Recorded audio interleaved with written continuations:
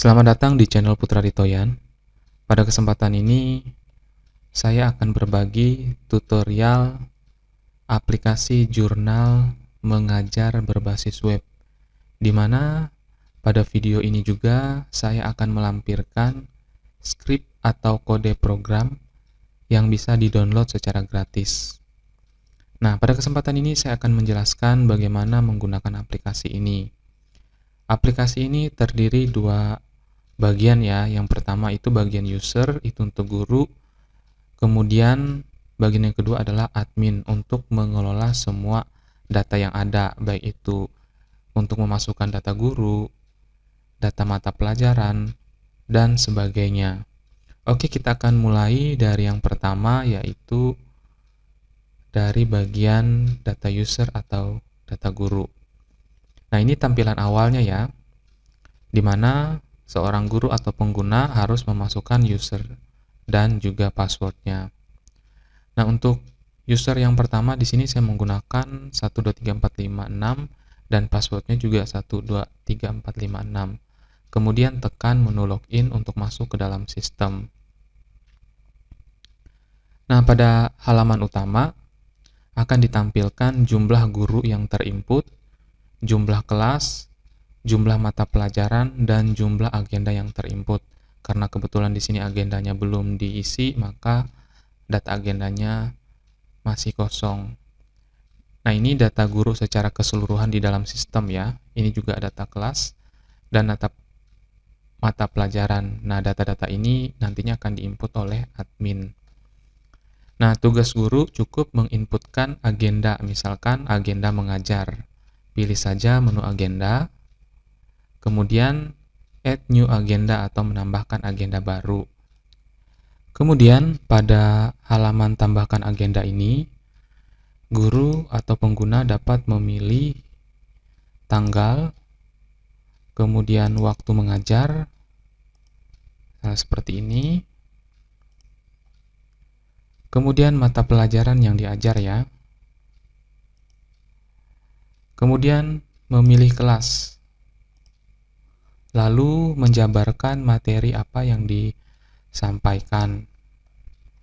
Kemudian jumlah siswa. Ini jumlah siswa yang masuk ya. Kemudian jumlah siswa tanpa keterangan. Kemudian jumlah siswa yang izin. Setelah itu, guru dapat menambahkan atau user dapat menambahkan foto kegiatan selama mengajar ya. Nah, misalnya ini. Lalu pilih submit untuk menyimpan data. Nah, sekarang data agenda untuk guru sudah tersimpan. Untuk melihat detailnya, dapat pilih menu view ini ya. Nah, di sini akan terlihat. Kemudian data ini juga dapat diedit atau diperbaharui. Nah, kemudian di dalam aplikasi ini juga menyediakan fasilitas untuk menyimpan file pembelajaran ya, berupa file PDF, file e-book, dan sebagainya. Nah, misalkan kita akan menyimpan file PDF, pilih saja file pembelajaran, kemudian tambahkan file. Kemudian tuliskan nama filenya, misalkan buku fisika ya.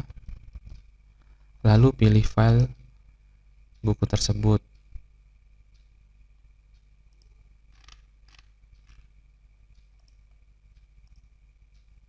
Kemudian kita pilih submit untuk menyimpan data.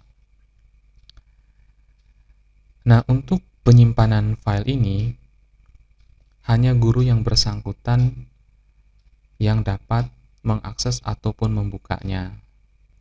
Nah, ini untuk menu user ya, atau halaman untuk guru. Nah, selanjutnya halaman untuk admin. Ini kita tutup dulu, kita pilih logout. Nah, untuk admin pada bagian address bar ini silahkan tambahkan admin, kemudian enter. Nah, untuk tampilan halaman admin berbeda ya dengan tampilan halaman user atau guru. Nah, untuk admin sendiri, username-nya adalah admin, password-nya 123456. Kemudian pilih login. Nah, tugas admin di sini yang pertama, admin dapat menambahkan user ya, menambahkan user. Kemudian admin juga dapat menambahkan agenda. Namun ada perbedaan yang dilakukan oleh admin dan juga user, di mana kalau misalkan admin menambahkan agenda, admin harus memilih salah satu guru. Nah, kalau misalkan guru yang bersangkutan login, maka kan secara otomatis data itulah yang akan tersimpan. Kemudian admin juga dapat menambahkan data guru, karena di sini hanya ada satu guru, admin dapat menambahkan data guru yang lain. Kemudian dapat menambahkan data mata pelajaran, kemudian dapat menambahkan kelas, kemudian dapat menambahkan file mata pelajaran ya.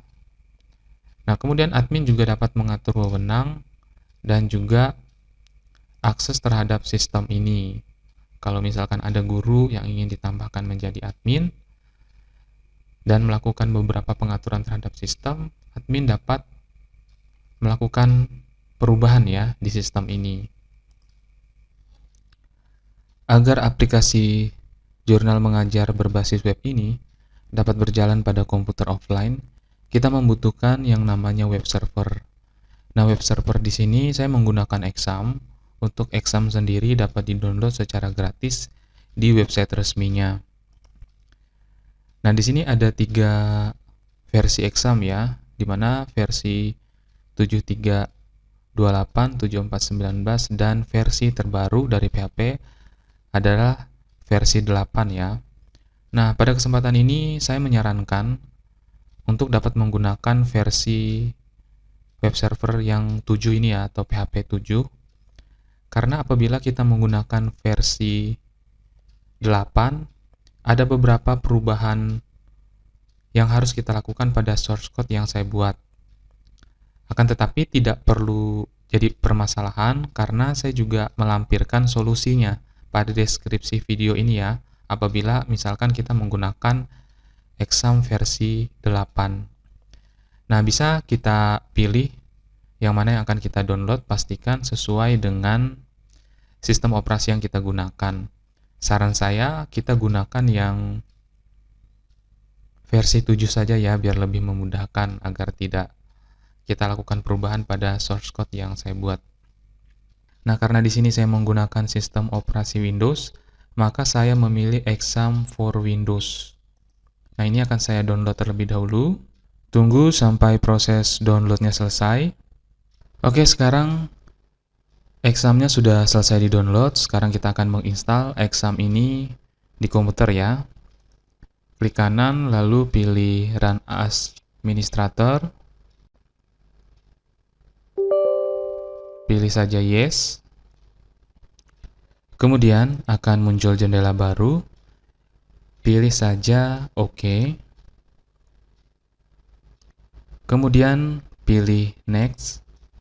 Gunakan yang sudah disetting saja, kemudian pilih Next. Nah, untuk installation foldernya, kita dapat menentukan di direktori mana kita akan menyimpan. Dalam hal ini bisa saja di direktori D, E, ataupun yang lain. Nah, untuk awal, kita dapat menggunakan yang sudah default seperti ini, yaitu di C ya. Kemudian pilih Next. Kemudian Next. Nah, setelah itu pilih Next kembali. Kemudian pilih Next. Kemudian kita perlu menunggu sampai proses instalasi ini selesai. Apabila proses instalasi Exam sudah selesai, pilih saja Finish ya untuk mengakhiri prosesnya. Nanti akan secara otomatis muncul aplikasi Exam pada layar komputernya. Nah, yang perlu kita lakukan di sini, kita cukup mengaktifkan dua ini saja ya, Apache dan juga MySQL-nya. Nah, pastikan sudah aktif seperti ini. Pilih saja Allow Access ya. Kemudian, setelah selesai menginstal web server ataupun examnya, langkah selanjutnya adalah menyalin file jurnal mengajar yang di-download pada link deskripsi video ini, letakkan di direktori C, folder exam, kemudian di folder htdoc. Kemudian kita ekstrak. Klik kanan lalu pilih extract here. Nah, apabila di sini meminta password, passwordnya adalah sebagai berikut. Nah, silakan buka website putraritoyan.top. Nah, ini kita salin ya. Kita salin dari www.putraritoyan.top. Klik kanan, pilih saja salin. Lalu kita letakkan di bagian password ini ya. Tempelkan seperti ini. Nah, seperti ini. Setelah itu tekan OK. Pilih saja yes to all ya, karena saya sudah mengekstrak sebelumnya. Nah, kita akan lihat hasilnya. Sekarang jurnal mengajarnya sudah terekstrak ya. Nah, ini sudah terekstrak. Nah, kemudian perlu kita perhatikan bahwa di dalam jurnal mengajar ini sudah saya lampirkan database dan juga cara penggunaannya ya. Nah, di dalam cara penggunaan ini saya mengingatkan untuk menggunakan web server atau exam versi 7. Nah, apabila memang kita sudah terlanjur menggunakan web server atau PHP versi 8 dan terjadi error, nah nanti bisa digunakan source code yang saya lampirkan ini ya. Jadi bisa dibaca petunjuknya. Nah, sekarang selanjutnya kita akan mengekstrak database yang terdapat pada jurnal mengajar ini. Nah, ini hal terpenting yang harus kita lakukan terlebih dahulu. Nah, ini namanya DB Journal ya. Nah, sekarang kita ke web browser. Karena kita sudah mengaktifkan exam ya, examnya sudah aktif. Sekarang kita akan ke web browser ya. Nah, pada address bar web browsernya, silakan kita buat seperti ini, localhost. Nah, localhost seperti ini ya. Kemudian tekan saja enter. Setelah itu pilih phpMyAdmin. Nah, kemudian klik database, karena kita akan membuat database baru. Kemudian buatlah nama databasenya, misalkan contohnya database jurnal. Setelah itu pilih menu create. Nah, di sini kita tidak perlu membuat tabel baru karena kita cukup mengimport data yang sudah kita download ya. Pilih menu import. Kemudian arahkan di direktori C.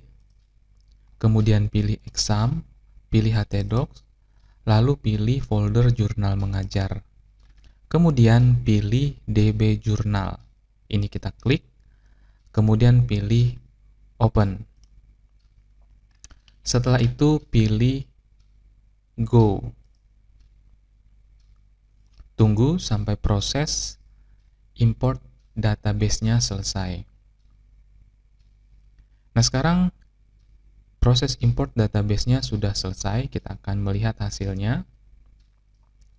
Nah, di dalam database jurnal ini terdiri dari tabel agenda, file guru, kelas, mata pelajaran, roles, role permission, dan user ya. Nah, sekarang kita akan mengkoneksikan atau menghubungkan database ini dengan file websitenya. Kita kembali ke folder exam, htdocs, jurnal mengajar. Nah, yang pertama yang harus kita lakukan perubahan adalah di bagian file config. Klik kanan pada file config tersebut, lalu pilih Open with Notepad. Kemudian kita cari baris perintah.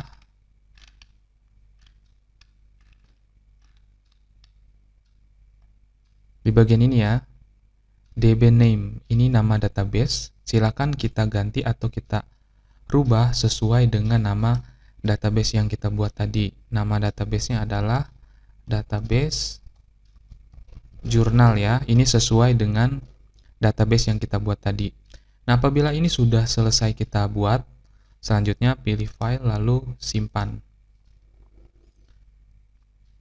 Nah, kemudian pilih folder admin. Kita juga perlu melakukan konfigurasi pada bagian admin ini ya. Klik kanan pada file config, pilih open with, lalu pilih notepad. Lalu cari baris perintah sama seperti yang kita lakukan tadi di bagian ini ya. Nah, di bagian DB name atau nama database-nya, ini kita rubah namanya menjadi database underscore jurnal. Kemudian pilih menu file lalu pilih save ya untuk menyimpan perubahan yang kita lakukan. Nah, ini sudah selesai. Sekarang kita akan kembali ke browser. Kemudian kita tuliskan pada address bar-nya localhost, lalu nama foldernya jurnal mengajar. Nah, sekarang jurnal mengajar berbasis web sudah bisa dijalankan. Nah, sekarang kita akan lihat pada halaman admin. Nah, halaman admin juga berfungsi ya. Oke, demikian pemaparan saya tentang aplikasi jurnal mengajar berbasis web ini. Untuk source code-nya bisa di-download secara gratis, dan link downloadnya sudah saya lampirkan pada deskripsi video ini. Apabila ada pertanyaan, hal-hal yang perlu ditanyakan, bisa tanyakan di kolom komentar. Atas perhatiannya, saya mengucapkan terima kasih.